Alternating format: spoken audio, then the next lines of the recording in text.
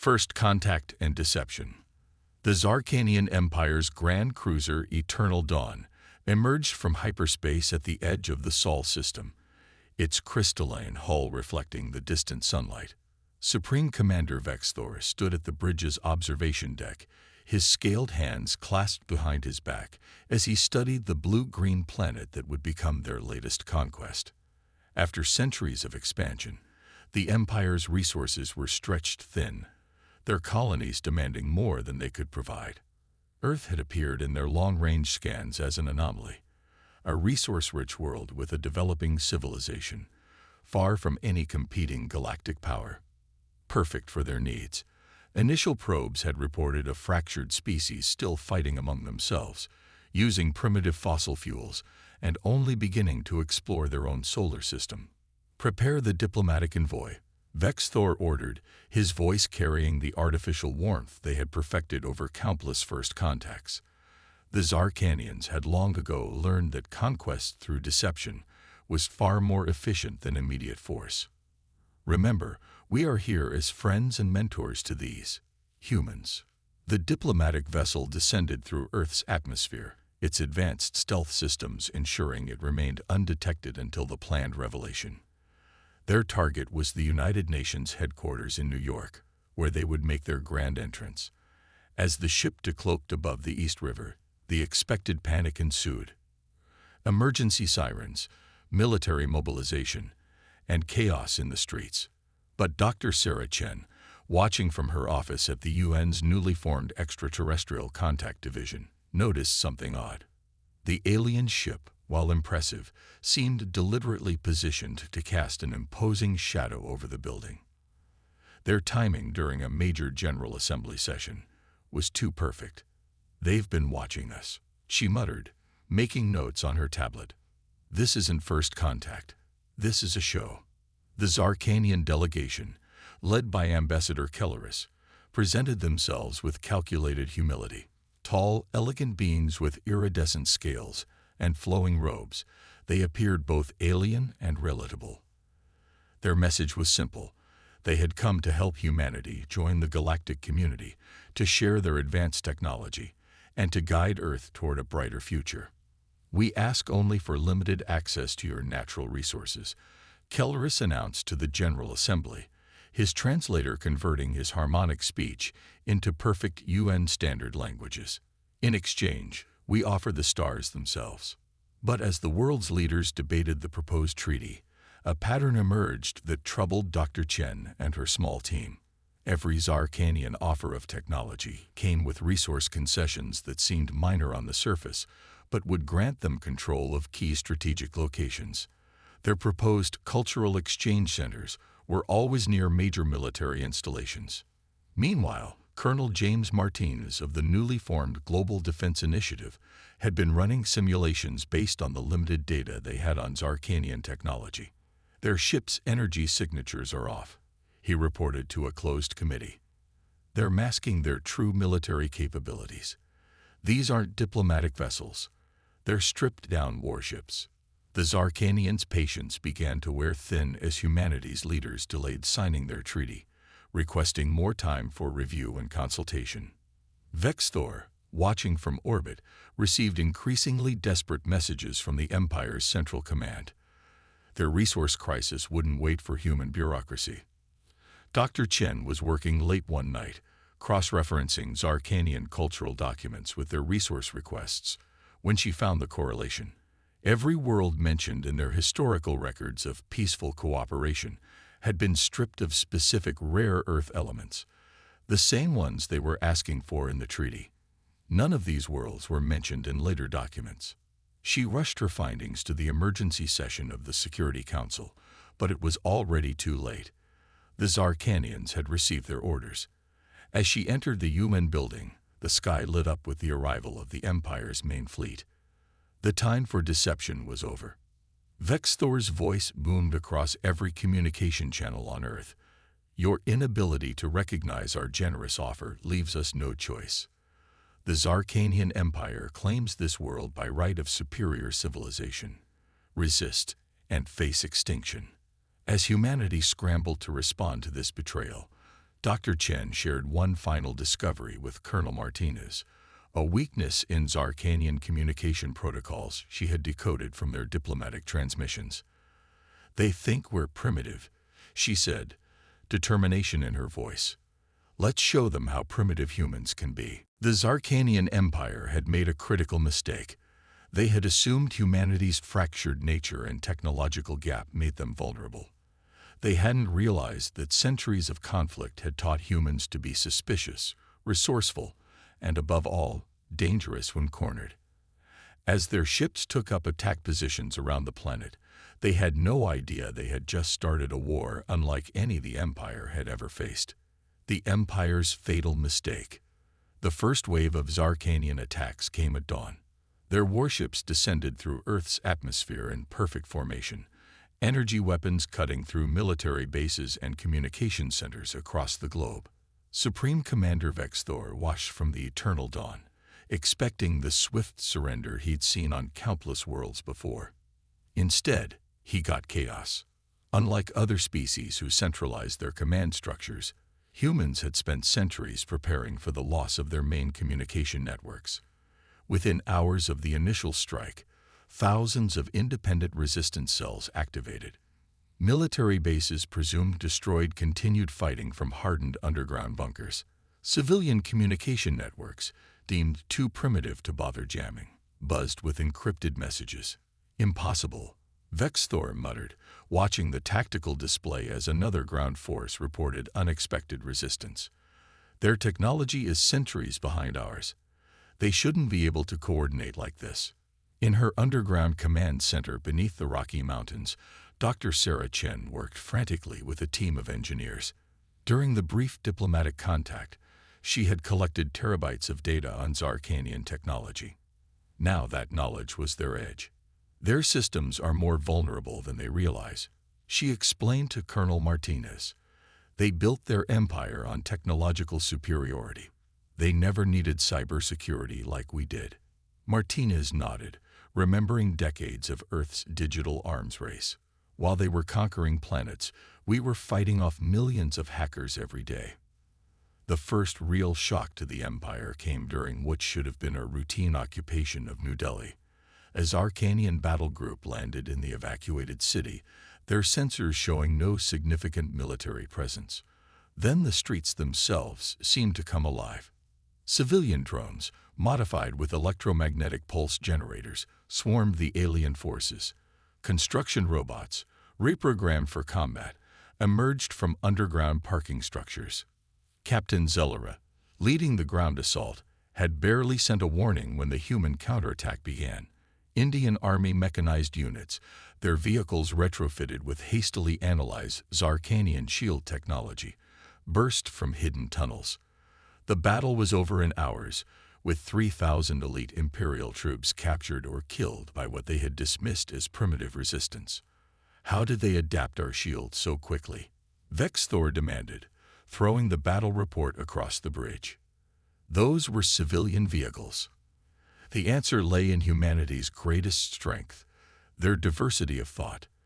While the Empire's technology had evolved along a single efficient path, humans had explored countless approaches to solving the same problems. When they captured even a single piece of alien tech, thousands of engineers worldwide approached it from different angles, finding applications the Zarkanians had never considered. The Empire's next shock came from the sea. As their ships positioned themselves over Earth's oceans to begin resource extraction, they detected no significant naval activity. The humans' primitive submarines and aircraft carriers had withdrawn to safe harbors. But beneath the waves, something else was moving. Dr. Chen had worked with oceanographic institutes worldwide to modify underwater research drones. Swarms of these small, autonomous vehicles now attacked the Empire's extraction ships, their primitive nuclear batteries powering electromagnetic weapons that played havoc with Zarkanian systems. When the ships tried to retreat, they found their navigation compromised. Humans had been mapping magnetic anomalies for centuries and knew how to use them. In orbit, Vexthor faced a decision. The Empire's standard protocol for such resistance was orbital bombardment, destroying major population centers until the planet surrendered. But Earth's population was dispersed, their infrastructure redundant. They would need to destroy most of the planet's surface to force submission, which would defeat the purpose of conquest. More concerning were the reports from his tech analysis team. Humans were not just using captured technology, they were improving it. A Zarkanian shield generator, designed to protect against energy weapons, had been modified by Japanese engineers to also deflect kinetic impacts. Australian quantum computing experts had found ways to predict and counter Imperial targeting systems. "They're learning too fast," his senior advisor warned. "Every hour we delay gives them more time to understand our technology." The humans pressed their advantage. Colonel Martinez coordinated a global strategy that played to Earth's strengths. Guerrilla attacks kept Imperial forces off balance. Captured alien weapons were quickly reverse-engineered and mass-produced in hardened factories. Most importantly, humanity's diversity proved to be their greatest weapon. While the Empire's forces followed standard tactical protocols, every human resistance group developed their own unpredictable strategies. In low Earth orbit, a converted communications satellite struck a fatal blow to Imperial pride. Using technology derived from their diplomatic vessels' stealth systems, humans had modified the satellite to be invisible to Zarkanian sensors. Its payload was simple, a cloud of primitive tungsten rods, accelerated by gravity toward the Empire's largest troop transport. The ship's shields, designed to stop energy weapons, were useless against simple kinetic bombardment. As Vexthor watched the transport split apart in the atmosphere, he realized the Empire had made a catastrophic error. They had judged humanity by their technology level, not their potential. Every defeat taught these primitives more about Imperial technology. Every victory gave them confidence to try even bolder strategies. The Empire was not just failing to conquer Earth, they were giving humanity the tools to become something far more dangerous. And as reports of defeats continued to flood in, Vexthor faced an uncomfortable truth. The longer they stayed, the stronger humanity would become. Adaptation and innovation. In a repurposed automotive factory deep beneath Detroit, Dr. Sarah Chen stood before a holographic display that would have been impossible 3 months ago. Around her, teams of engineers from 24 nations worked on technology that merged human ingenuity with Zarkanian principles. The air hummed with the sound of prototype quantum processors, hybrid machines that combined alien computational theory with human parallel processing innovations. "We're not just copying their technology anymore," she explained to Colonel Martinez during his weekly inspection. "We're improving it." She gestured to a captured Imperial fighter being dismantled by robotic arms. "Their ships are perfect, but inflexible. They never needed to adapt because they were always superior. We're teaching their tech to evolve." The Global Defense Initiative, once a hastily assembled response team, had evolved into humanity's unified command structure. Traditional rivalries fell away as nations pooled their resources and expertise. Chinese quantum physicists collaborated with Silicon Valley programmers. Russian aerospace engineers worked alongside Brazilian biomechanics experts. Every culture, every scientific tradition, brought its own perspective to understanding and enhancing alien technology. But the Zarkanian Empire was far from defeated. Supreme Commander Vexthor had adapted his strategy, focusing on containing Earth's burgeoning technological revolution before it spread further. The Eternal Dawn's sensors had detected humanity's first attempts at replicating Imperial faster-than-light technology. They couldn't allow these upstarts to achieve interstellar capability. "Launch the viral attack," he commanded. The Empire's best AI systems had analyzed human computer networks, creating what they believed would be an unstoppable digital plague. As the attack began, Earth's electronic infrastructure seemed to collapse. Power grids flickered, satellites fell silent, and communication networks went dark. For 6 hours, the planet fell quiet. Vexthor allowed himself to feel the first surge of victory in months. Then, inexplicably, the lights began coming back on. What the Empire didn't understand was that humanity had spent decades fighting digital wars among themselves. Computer viruses, AI attacks, and system infiltrations were daily occurrences on Earth. While imperial systems were designed to be perfect, human networks were designed to be resilient. They didn't just survive attacks. They learned from them. Dr. Chen's team had anticipated something like this. The internet was built to survive a nuclear war. She reminded her colleagues as they launched their counterattack. Let's show them what it can do. The Empire's overconfident AI systems, accustomed to dominating lesser species networks, found themselves drowning in a chaos of human digital warfare. Decades of computer viruses, evolved through constant cyber conflict, were unleashed on imperial networks. The Zarkanians had built perfect systems. Humans had built adaptive ones. Meanwhile, humanity's greatest breakthrough came from an unexpected source. A team of teenage gamers in Seoul had been studying the Empire's tactical protocols through captured combat footage. They recognized something that military analysts had missed.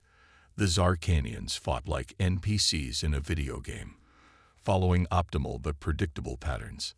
"They're too perfect," explained Kim Min-ji, the young team's leader, in a briefing that was quickly shared globally. In games, that's a weakness. Perfect play can be predicted and countered.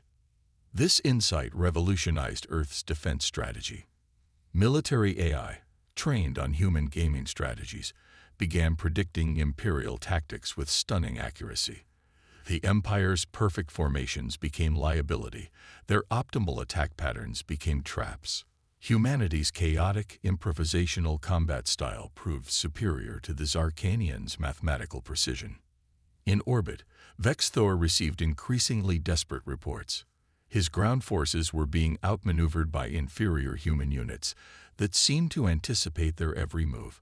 Imperial electronic warfare systems were being overwhelmed by primitive but evolving viruses. Most alarming were the energy signatures appearing around the planet.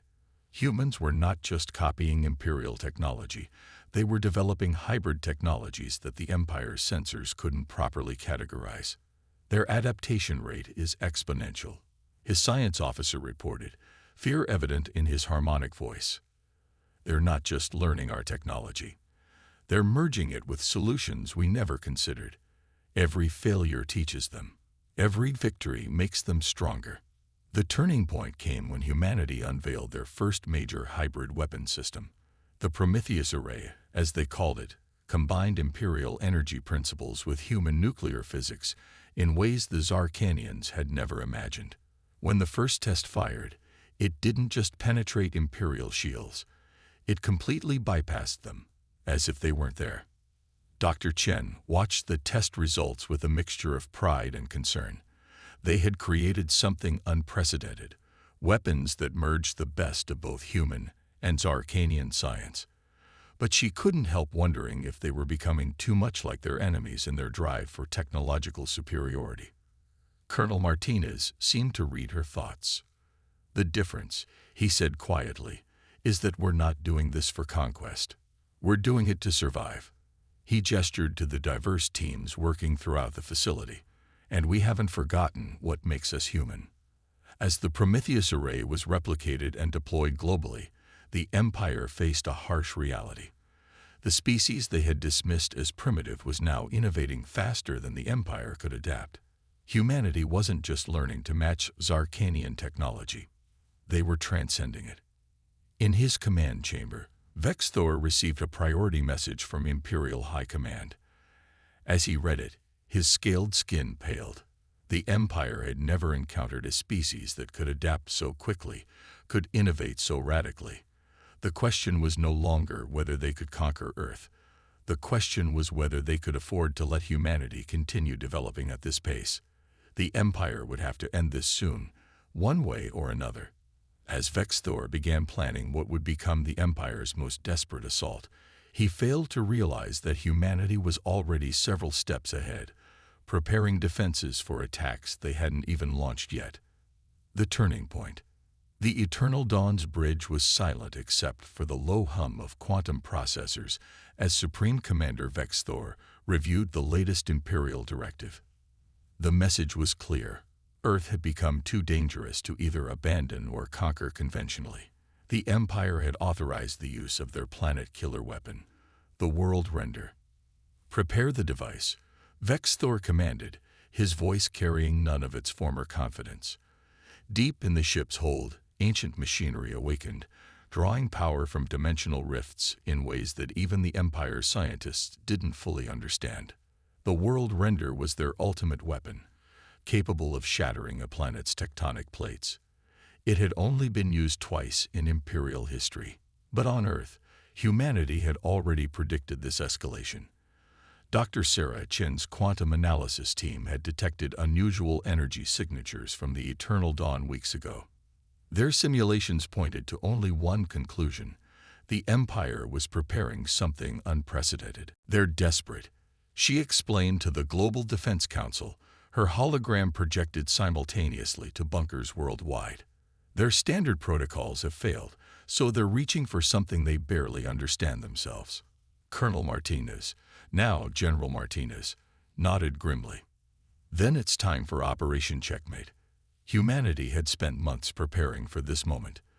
The Prometheus array had been a public demonstration of their technological leap, but it wasn't their true masterwork. In secret facilities across the globe, engineers had been developing something far more ambitious. The first sign that something was wrong came when the Eternal Dawn's sensors detected energy fluctuations in Earth's magnetic field. Vex Thor dismissed the readings as natural phenomena. Earth's magnetic field had always been chaotic by Imperial standards. That was his final mistake. Dr. Chen sent the activation signal. Around the planet, thousands of quantum-enhanced electromagnetic generators powered up simultaneously. Each one was individually primitive compared to Imperial technology, but together, linked by AI systems that merged human neural networks with Zarkanian quantum computing, they formed something new: a planetary defense grid that used Earth's own magnetic field as a weapon. The effects were immediate and catastrophic for the Imperial fleet. Their perfect shields, designed to block energy and matter, were useless against the fundamental forces being manipulated. Ships lost power, their dimensional taps disrupted by magnetic fields that behaved in ways their sensors couldn't comprehend. "Impossible," Vex Thor whispered as warnings blared across his bridge. The World Render, drawing power for its apocalyptic strike, became a liability. Its dimensional rifts, destabilized by Earth's transformed magnetic field, began to collapse in on themselves. "The thing about humanity," Dr. Chen had written in her project notes, "is that we don't just learn technology. We reimagine it." The Empire had mastered the manipulation of space, energy, and matter. But humans, with their centuries of working within limitations, had learned to achieve more with less. They didn't need to match the Empire's power. They just needed to understand it well enough to turn it against itself. As Imperial ships tumbled powerless through space, Earth launched its counterattack. Fighters emerged from hidden bases, their hybrid drives combining simple rocket propulsion with Imperial gravitic principles in ways that made them almost impossible to track. They weren't as powerful as Imperial ships, but they didn't need to be. Their pilots had trained in virtual reality simulations for months, learning to exploit every weakness in Imperial design. The space around Earth became a graveyard of Imperial technology. Some ships were disabled by the magnetic storm, others torn apart by weapons they couldn't detect, and still others fell to simple kinetic strikes from directions their perfect but predictable defensive systems didn't think to guard. On the Eternal Dawn, Vex Thor faced a cascading systems failure as the World Render's containment fields began to collapse. The weapon's power, intended to crack Earth's crust, was instead feeding back into his own ship. His crew, trained to follow perfect protocols, had no contingencies for this scenario. In that moment of crisis, humanity revealed their final surprise. A transmission cut through the chaos, broadcasting on Imperial frequencies that should have been impossible for humans to access. Dr. Chen's voice, translated into perfect imperial harmonic speech, delivered an ultimatum. We have mapped every weakness in your ship's containment systems. The world render's collapse can be stopped, but only with our help. You have 10 minutes to surrender, or your fleet's pride will become its pyre. The Empire had never surrendered before. Their protocols didn't even include procedures for it. But as Vex Thor watched the countdown displayed in imperial numerals, another impossible human touch, he realized that pride had already cost them everything. When the surrender signal finally came from the Eternal Dawn, it marked more than the end of a battle. It was the moment the galaxy's greatest empire learned that true strength didn't come from perfect technology or flawless protocols. It came from the ability to adapt, to innovate, and most importantly, to imagine possibilities that no one else could see. The Empire had thought they were facing primitives. Instead, they had given humanity exactly what they needed: a reason to unite, a challenge to overcome, and just enough advanced technology to spark an explosion of innovation that would change the galaxy forever.